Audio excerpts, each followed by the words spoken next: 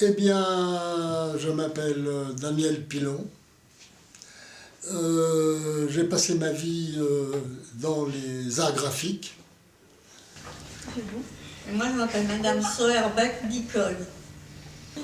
Bonjour, je m'appelle Mohamed Kadri, j'ai 10 ans et demi et j'adore faire du sport, surtout la piscine, le foot aussi. Et peut-être quand je serai grand, je voudrais être chirurgien viscéral. C'est quoi chirurgien? Moi je m'appelle Martine et je suis coordinatrice du secteur culturel à la maison de quartier des Honnêtes à Évry. Une personne âgée, c'est une personne qui était jeune et maintenant elle a vieilli et qui maintenant elle marche sur elle n'est pas très en sport. Ce sont des enfants, et ce sont des enfants qui ont des préjugés déjà. C'est tout juste si on a le droit d'aller à la piscine, chez certains. Une personne jeune, ça peut faire beaucoup de choses, alors qu'une personne âgée, quand elle vieillit, elle fait moins de choses.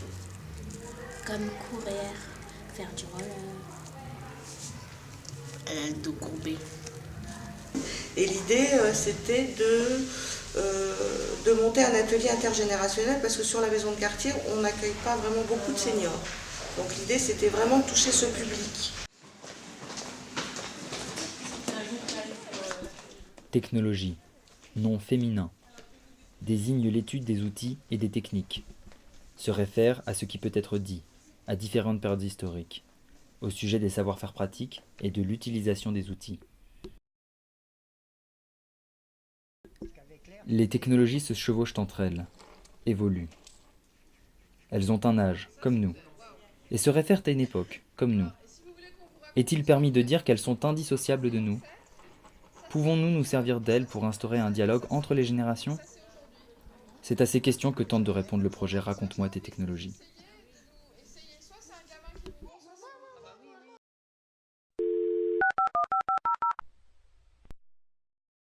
Mais c'est de l'histoire de France. C'est de l'histoire qui est bonne à savoir.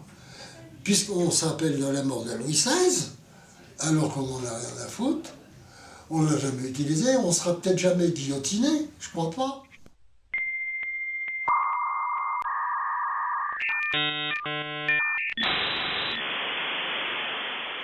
Raconte-moi tes technologies, ça s'appelait pas comme ça, mais c'est un projet qui est né un peu d'une certaine... c'est une idée que j'avais dans un tiroir depuis très longtemps, qui n'avait pas de forme, qui n'avait pas de possibilité de se réaliser. Comme tous les projets Raconte-moi tes technologies est né au croisement de plusieurs exigences. Une exigence, c'est celle de mettre le lien social au centre d'une démarche muséographique. C'est-à-dire, on regardait les gens qui venaient dans notre centre des sciences ou dans d'autres centres des sciences, et on voit que très souvent, le couple grands-parents, grands-enfants est un des publics majoritaires.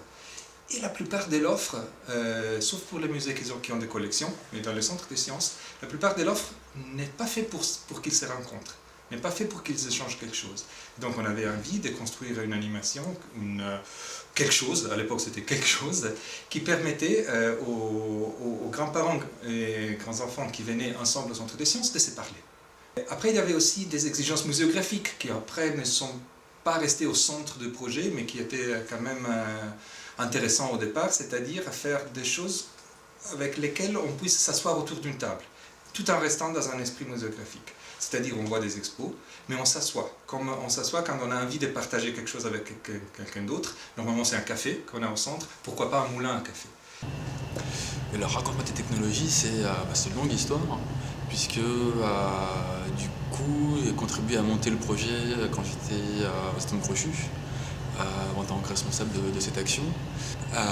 Après une première phase de trouver la manière de faire parler les gens, d'utiliser cette diversité de compétences, de connaissances, il y a eu l'envie de la mettre en avant, cette parole. Ça a commencé donc par des ateliers de discussion, où là on partait d'objets qu'on avait choisis, parce que c'était des objets qui déclenchaient le dialogue autour de 3 axes. Une partie sur son importance sociétale, parce que pour une raison ou pour une autre, cet objet-là, il témoigne de quelque chose d'important. Parce qu'il était pratique, donc facile à porter, pas trop cher, esthétique, et aussi cette côté qui puisse fonctionner, qui soit un peu ludique, qui donne envie de toucher. Donc ça, du coup, on les a choisis, les objets, et on mettait au centre de la table pour que les gens puissent choisir ceux dont ils voulaient parler, et qu'après ça puisse déclencher la discussion.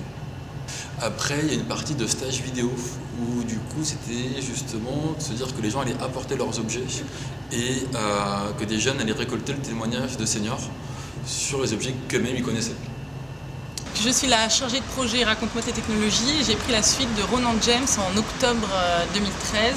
Alors quand je suis arrivée, donc, il y avait déjà beaucoup d'ateliers thématiques et de stages vidéo qui avaient été développés. Mais les vidéos étaient très orientées autour de la réalisation de reportages ou de documentaires. Et donc progressivement, au cours de l'année qui vient de s'écouler, on a décidé de renforcer l'aspect créativité et imaginaire dans la vidéo que les groupes devaient réaliser. Alors c'est vrai qu'au fil des ateliers, on réalise qu'il y a beaucoup de participants qui sont d'origine très, très variée et qui donc témoignent d'objets qu'ils ont connus dans les pays dont ils viennent, où ils sont originaires. Donc on aimerait bien développer une partie interculturelle au sein de la dimension intergénérationnelle. Dans le projet Raconte-moi tes technologies, on a choisi d'avoir des objets réels qu'on pouvait toucher et qui pouvaient fonctionner. On s'est dit que c'était des vecteurs de mémoire, que avoir les objets dans la main, c'est-à-dire quelle température il était, si c'était du métal, si c'était du plastique, si ça faisait un bruit particulier, s'il y avait une odeur particulière, pouvait ramener les gens dans leurs souvenirs. Donc ça marche pour les personnes âgées, mais ça marche aussi pour les enfants, parce que dès qu'ils ont cet objet de leur quotidien entre les mains, ils savent tout de suite comment s'en servir, et c'est aussi un support à leur discours. Donc on a voulu avoir des objets forts, des objets qui ont marqué une génération, ou au contraire des objets un peu plus insolites. Et le lien entre tous ces objets, c'est qu'ils ont une science cachée derrière, une technique. Ils sont un marqueur d'une évolution technologique. C'est le cas de plusieurs de nos objets. On a par exemple le train électrique. Ça nous permet de parler de l'électricité, de façon assez simple, mais aussi des différentes façons qu'ont les voitures, les trains, les métros, d'utiliser l'électricité. En fait, le train électrique fonctionne plutôt sur le principe du métro, contrairement au vrai TGV, qui prend son électricité en haut.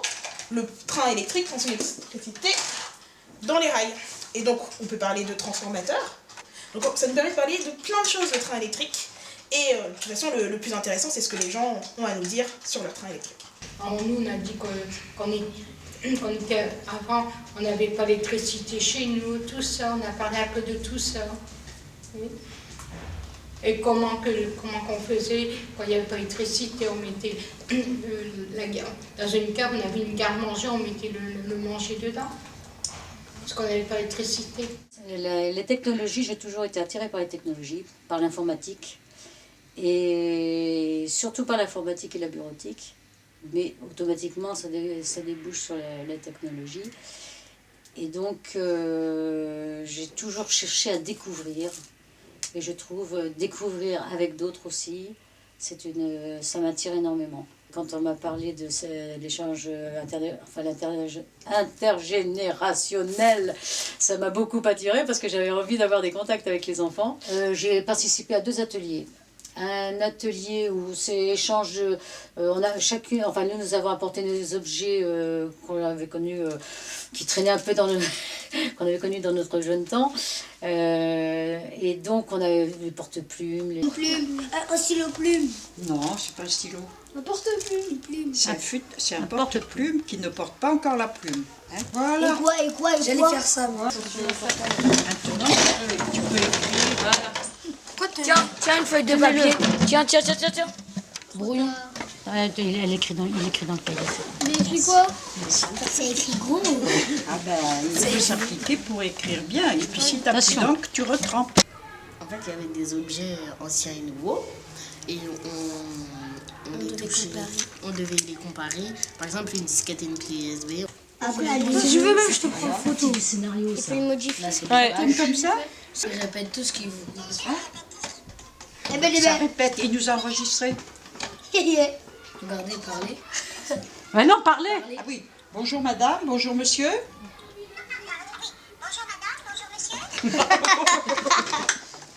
Les enfants sont hyper curieux. Donc les questions peuvent aller de « tu gagnes combien ?» à l'époque, à « comment t'étais quand t'étais petit ?» jusqu'à « toi qui as vécu la guerre, est-ce qu'on mangeait du pain ?» jusqu'à « est-ce que t'es marié, est-ce que t'as une femme ?» en passant par « monsieur, comment est né le nucléaire ?» quoi. C'est-à-dire qu'en fait ça les intéresse, et ce qui les intéresse surtout c'est en fait le retour d'expérience.